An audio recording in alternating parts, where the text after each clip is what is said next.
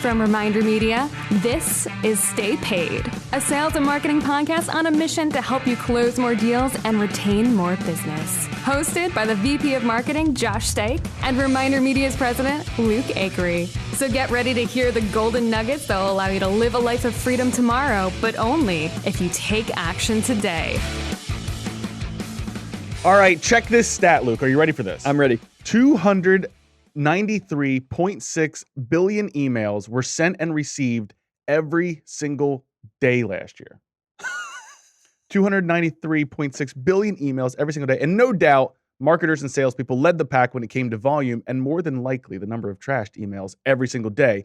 But with the Data and Marketing Association continuing to report staggering ROI numbers from email marketing, we're talking $42 earned on every $1 spent in email marketing. It's no wonder that email continues to be the darling of the marketing industry. But if you've ever stared at your email open rates and click-through rates, it might also be the bane of your own business, which leads us to employing best practices in your email marketing, which is what we're going to cover today. Why best practices matter, how to build and maintain your list, and then we're going to give you some of our best tips. No, email is such a good return on investment because it's so cost effective. But the issue that everybody faces is the same issue that I experience every single day is how do you cut through the noise? Like how do you actually, I'm not joking when I say I at least get, it's got to be 20 plus emails a day that are crap. Dude, that's a pretty good number. I was going to say no, 200. Here's what I'm saying. I get a ton of emails, but I'm talking about like, think about it literally, that 20 different companies, people are trying to prospect me that I have to go through, and it's unbelievable. And it's unbelievable how few will actually get my attention. Yeah. How few will, like, people do not even go past the subject line in the first sentence anymore. Yeah. So absolutely. I don't. So that's why we're going to talk a little bit about best practice here. We're not going to get super technical, but we did want to cover some of the things that lead to this idea of, are people actually getting my email, which leads into like maintaining and cleaning and making sure that you have a good list, because ultimately that's going to affect your deliverability. So if you're not quite sure what that means, if you are sending a lot of emails to a lot of different people and they are not opening those, they are not engaging with them, eventually the ISPs, the people that provide the internet service that email platform is using, or whether it's a Gmail, a Yahoo, an Outlook, they're going to say, oh, nobody wants to see these emails. We're going to start spam. Moving them to the spam or the junk folder. And eventually, if it's bad enough, they might even blacklist you if it's that bad. So Gmail has come up with the promotions tab, which is hurting marketers. I think it's hurting marketers. I don't know. I don't know. You check your promotions tab? Oh, yeah. Really? Oh, no, actually, I enjoy the promotions tab. Huh? I said you're an avid emailer. I like the promotions tab. I'm just like, it's all junk. I'm like shopping for deals. That's where I go to shop. You're a couponer. Yeah. No, but just wanted to kind of go over that because I think a lot of people might not realize that. And there's another thing that we've seen, and we've seen this with our own digital products and some of our clients that we've worked with, is you want to make sure that the emails that you are sending to, especially if you're sending in bulk, right? Not talking about the one-offs, the cold email that you're sending to one person. But if you're sending out, the temptation is, I don't have enough emails to send. How do I get email addresses? And they would buy a list, right? We've had people that would buy a list. And what happens is the ISPs actually create email addresses. They then put them on those lists that you would buy. And then that ISP knows that you bought a list and will blacklist your entire mailing. And then you get even on your good emails, you get no good response or anything. You can't get through. You can't get through to the servers. So that's why I want to kind of go over that is the best way to build a list is to offer an item of value or get people to opt in. And we have a great podcast.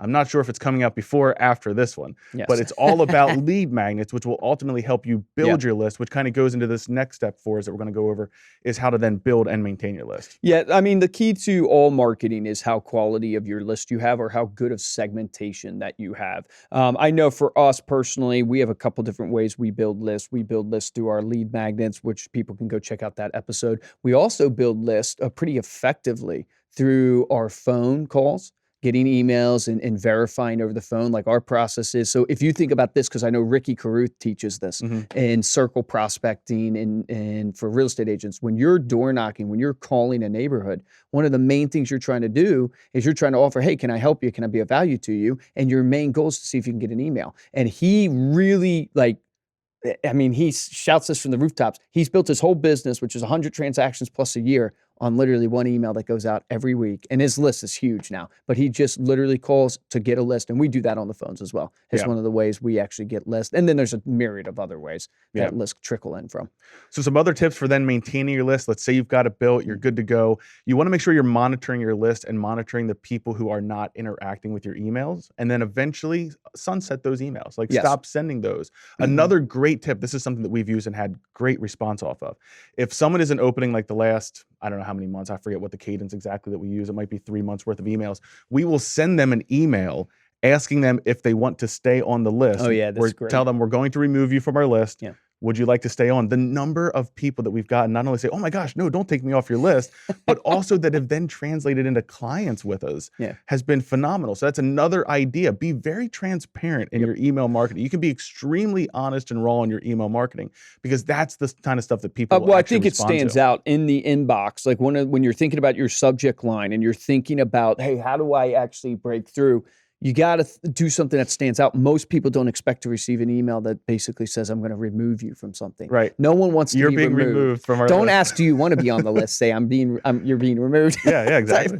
Yeah. And then also like, don't stress about unsubscribes. This is something that we looked at early on in our email marketing, and it was something like, oh no, people are unsubscribing. I think Grant Cardone even says like the goal is to get them to unsubscribe, because if people don't want to hear from you, then you don't want they're not going to buy. They're hurting they're hurting everything. They're hurting. So make sure your unsubscribe is very clear. And I would even recommend like promoting that sometimes to make sure, hey, if you do not want to receive emails from me, you're refining it. You want to talk to the people that want to talk to you, that will buy from you, those type of, you want to refine, and you have a very high quality email list at that point. Yeah. All right. So let's talk about some tips for how to write your emails, how to get opens, stuff like that. I mean, I'll give you the subject lines that catch my eye are the subject lines that have something personal about me in it. So they've read a blog of mine. They've seen that I'm on Inc. 5000. So how do you translate that to a mass emailing or something like that? Well, there's a lot of things that are personal to your community that you could put in the email list that would trigger people's responses that way. There's a lot of things that you could, if you separate it out, your prospecting list, and then you narrowed it down. Remember, segmentation is key, but you narrow it down and you have your farm list and you talk about something that's going on in that area, like, hey, homes are worth this much in your area. Or if you focus in on like expired listings and you target and say something about, hey, did your home not sell, right? If that's personal to me because my home didn't sell, then I'm more likely to open it. The other is, don't write long emails. This is my opinion. They say 200 words is like the sweet spot. Yeah, I barely read past the first paragraph, and I find myself skimming. Now, I am one that has more ADD type mentality, so there might be some out there that actually read, but you're spot on with the first sentence. Like, you have to have something that's going to capture someone's attention, whether it's a question or it's a bold statement or something like that, because you can include more text. Don't make a wall of text. You can include more text, but it's that. Keep in mind that text is there to continue to satisfy and move someone through the consideration phase after getting them past the subject and the first line. So if you've lost them at the subject, you're not getting opened. If you've lost them at the first line, they're not going to read the rest of the text. So that's why you could go a little bit more copy than just one or two sentences. But also, I read Chris Voss. He wrote. I'm drawing a blank, but he's an FBI he's the negotiator. FBI negotiator guy. Yeah. He says the most successful email that he's ever sent is one line, and it just says, this is what he would send to prospects at the end of kind of the shot across the bow. Are you ready to give up on X? And it's like, if you're working, I don't want to give up. The fear of loss is almost more powerful, and definitely for a lot of people, more powerful than the reward. Yeah. It's the fear of loss. So definitely make your emails personal, like Luke is saying. Another tip there, write to a single person. Picture your ideal client, picture one person on your mailing list, and write to them. That's a great tip. Don't try and write to 1,000 people at once. Be human, write like you speak, not like you write. So this is something that we started doing with Luke's emails.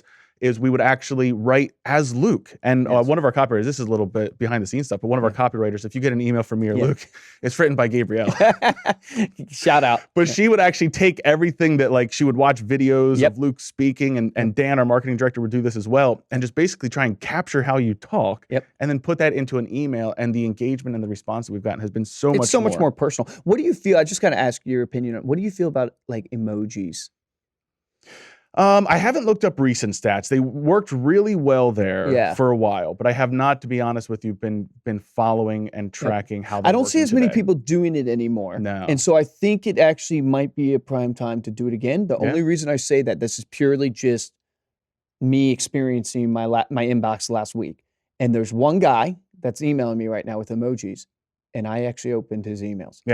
Yeah, and I thought that I was like, that's interesting. Because I remember emojis being super popular, and then it felt like I was getting emojis all the time, and now I don't get emojis anymore.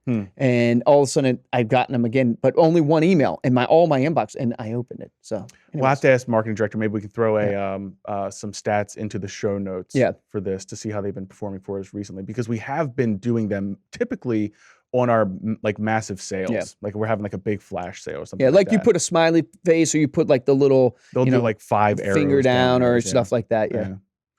But I wanted to share this with everybody because we actually had one of our clients comment on one of our YouTube videos. So this was episode 162, The Art of Following Up, and it relates to email marketing and subject line. So she uses our digital edition of American Lifestyle Magazine. She said, hey, great episode. This is Madeline. Thanks, Madeline. She said, hey, great episode. What would you suggest a subject line in an email to one's clients could or should be on the ReminderMedia digital magazine? So I just replied back and said, first of all, test. Right. There's never going to be one magic subject line that's guaranteed to work, but you do want to tailor to your audience, your relationship with them, and then try a lot of different ones. Try things like all lowercase. So if you're like all lowercase, check this out with a period. That's something that's going to stand out because that doesn't look like it's a mass email. Yeah, it doesn't look professional. That's an email that you would send to your buddy.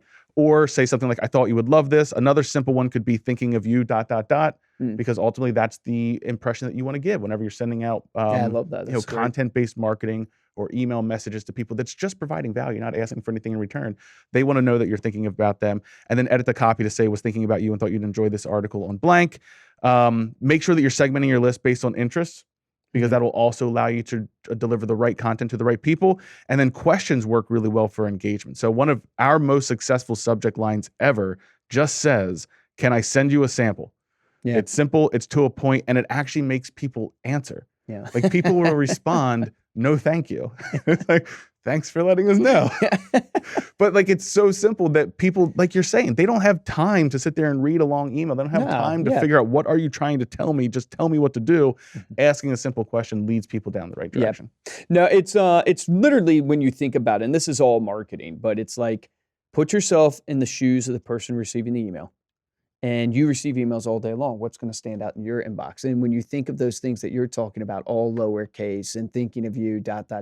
It's like, that's not professional. That would probably break. And as I'm looking through my email application, I would stop because I'd be like, wait, is this a friend? Is this somebody? And so it's like, try to do things that you go, this is going to stand out from every other email that person got that day. We sent another email recently where the subject was just the first name of the recipient. Yeah, that's right, because I got that email. It's like, And it worked. Did we have a good open rate? That was amazing. Yeah. Well, because think about it. You think it's either a mistake or you go, okay, why is someone saying my name? Yeah, so, I mean, we used to try on the sales floor. We don't do it as much anymore because a lot of times with things in marketing, it's like you have to weigh the time it takes and the effort versus like how good it works. But we used to try, and still sometimes do, it's like getting something personal from the person, their name of the dog, the name of their spouse, the name of where they live or something like that. And we would put that in the subject. Hey, Ruffles wants you to check this out. And name of the dog, whose dog's name Ruffles? I don't know. There's gotta be a dog name. Your dog is named Bilbo. Yeah, I don't know where that name came from in my mind, but anyways, but that would get people to open it more. But it was, for us, like we would see, people would respond or laugh and all that stuff. But effectively, from an email marketing system standpoint, it was a little tricky. That's all you're trying to do. You're just trying to be human. You're just trying to get engagement. Yeah. You're just trying to talk to people. The same way that you would text someone something is the same way that you should be emailing someone. But one of the best things about email is it's just so cheap. Yeah. And it can be systematic. And so that's why it works so well. But please make sure that you're adding value. We'll keep coming back to this, but make sure that you're not just emailing to ask for something, that you're actually don't over email. Yeah. Because it hurts your brand. You got to make it relevant. Yeah. Relevancy is the key to all marketing. Yeah. Yeah. There's a great, we were talking about this before the podcast, but there's a great acronym that we had a guest. Jill fans. Let's see if we remember this. I remember the T. Do you remember? I think she was episode 106, but she gives tips for what not to do. And she uses this acronym called ROT. So you don't want to do anything that's redundant. So you don't want to don't send emails or information to people that they already have. Yep. You don't want to send anything that is obsolete. Oh, obsolete. So no longer relevant. And then you don't want to send anything that is trivial. But I said typical. I remembered it as typical, but it's trivial. Don't send anything. So it's all common sense, but use that acronym to run your emails through before you hit that send button. Is this redundant? Do they already have this information? That's great. Is this obsolete? Is it even relevant anymore? And is it trivial? Meaning, who cares? Nobody's going to care about the content of this email. Yep. All right. Well, thank you so much for listening to this episode. You can head on over to staypaidpodcast.com for the show notes and the video of this episode. Plus, we are giving out a free success guide, the starter guide to email marketing. You can go to remindermedia.com/email guide. That's going to go over just terms of email marketing. It's going to talk about click-through rates and open rates and what you should be expecting in certain areas, how to build your list, how to maintain a list, how to get good deliverability rates, all that kind of stuff. And then if you don't want to do your own email, they say, pooey, I don't feel like doing email. We can do it for you. We can. We will do your email for you. We're going to write the subject lines. We're going to build the content. We're going to put all of the value in there for you, and we're going to make it completely automated. It takes 5 minutes to set up. To see our automated email marketing platform, head on over to remindermedia.com/platform. So we have 3 different types of basically email content that we can do for you. And there's also social media sharing aspects with it all too. So we can get you hooked up with a free trial. So if you're nervous to give value, this is what you would want to check out, because that's what our email is all about. It's about delivering valuable content. Yeah, and if you do want someone to walk you through that, go ahead and fill out the form. We'll have a rep call you.